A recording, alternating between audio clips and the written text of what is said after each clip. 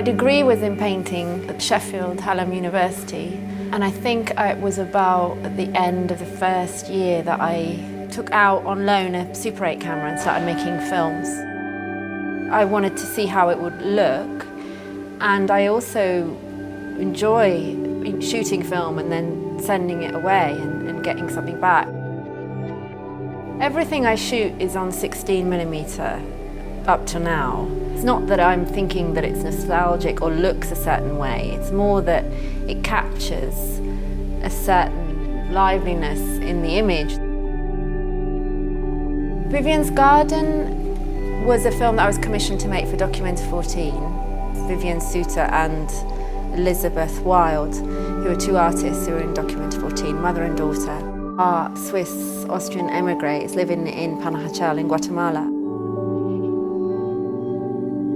Most of the scenes that are in the film I asked them to do, but they're not things that wouldn't necessarily have happened. As you can imagine, they're reenacting the stuff that they do every day. Or there's something that maybe Vivian had told me that she did, which I then tried to bring into the film. Then there are other scenes that I'd imposed in a way on them because of things I thought could only come through a stronger direction on my part. In 2010, the Imperial War Museum asked me to submit a proposal for a work on Gaza.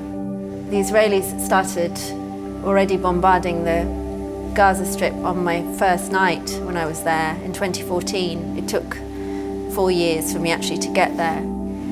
After a few days, we got a call from the British Foreign Office basically asking us to leave because they didn't feel that it was safe.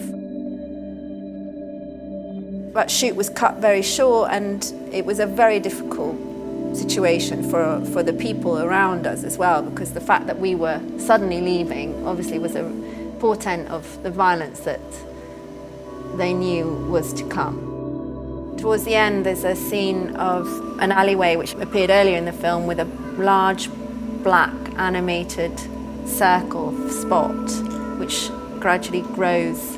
I used that to try to find a way to show the violence that was to come and that was already in the air when we were there.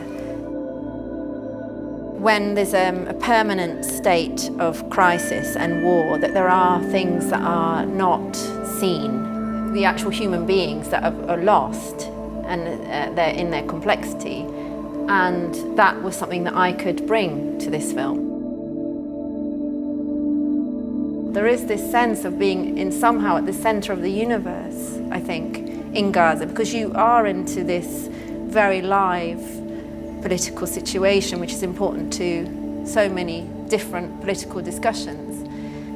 It's charged, but in a way which is like the opposite of fresh air. And that's why I called the film Electrical Gaza, because there is this charge, there is this energy which is exciting on the one hand, but absolutely dangerous and damaging as well.